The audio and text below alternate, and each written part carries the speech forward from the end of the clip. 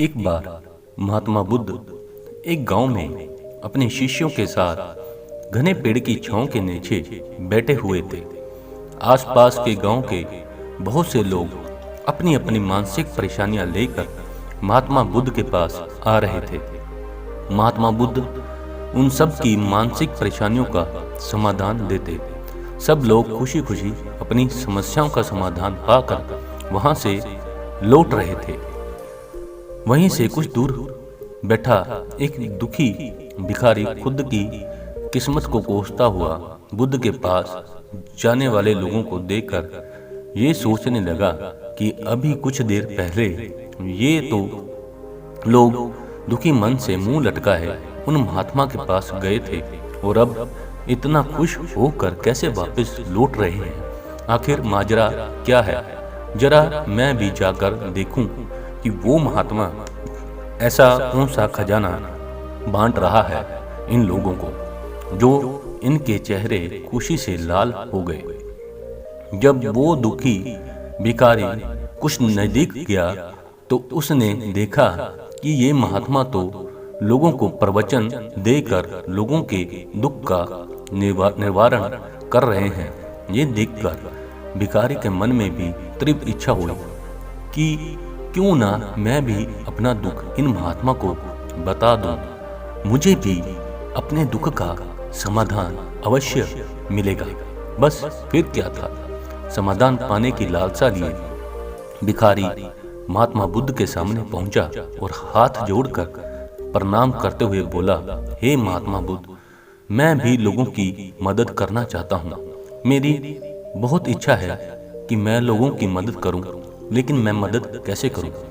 मैं तो बहुत गरीब हूँ, ना तो मेरे पास धन है, ना ही कोई वस्तु जिससे मैं किसी की मदद कर सकूं। मैं चाहकर भी किसी की मदद नहीं कर सकता। मुझे भगवान ने इतना गरीब क्यों बनाया?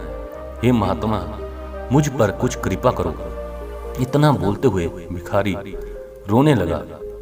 तुम बहुत अज्ञानी हो, महात्मा बुद्ध बोले, क्योंकि तुम अब तक इस भ्रम में जी रहे हो कि तुम्हारे पास कुछ नहीं, जबकि दूसरों को कुछ देने के लिए तुम्हारे पास बहुत कुछ है। तुम बिना धन और वस्तु के भी दूसरों की मदद कर सकते हो। तुम्हारे पास जुबान है जिससे तुम मीठे शब्द बोलकर किसी के दुखी चेहरे पर मुस्कान ला सकते हो। इन्हीं शब्दों की ताकत से तुम किसी के भी टूटते हुए हौसलों को फिर से मजबूत कर सकते हो। इन्हीं शब्दों की ताकत से तुम किसी के भी मन से सकारात्मक विचारधारा के बीज बोकर उसको गलत रास्ते पर जाने से रोक सकते हो। तुम्हारे पास दो हाथ हैं जिससे तुम किसी भी कमजोर और लाचार की मदद कर सकते हो। तुम्हारे पास दो आंखें हैं जिससे तुम किसी अंधे को रास्ता दिखा सकते हो। तुम किसी के लिए दुआ कर सकते हो सकता है तुम्हारी दुआ से किसी के बिगड़े काम फिर से बन जाएं। तुम किसी के अच्छी सेहत की कामना कर सकते हो, लेकिन अज्ञानतावश तुम अब तक इस बात को समझ नहीं पाए और इस भ्रम में अब तक जीते रहे कि तुम्हारे पास मदद करने के लिए कुछ नहीं। किसी की मदद करने के लिए धन और वस्तु का होना अनिवार्य नहीं है। बिना धन और वस्तु के भी हम कई प्रकार से लोगों की मदद कर सकते हैं। महात्मा बुद्ध के ज्ञान भरे इन सुंदर वचनों को सुनकर भिखारी के चेहरे पर मुस्कान आ गई और वो खुशी से झूमता हुआ वहां से चला गया। तो देखा दोस्तों, महात्मा बुद्ध के इन बातों से कितना सुंदर ज्ञान जानने को मिला है।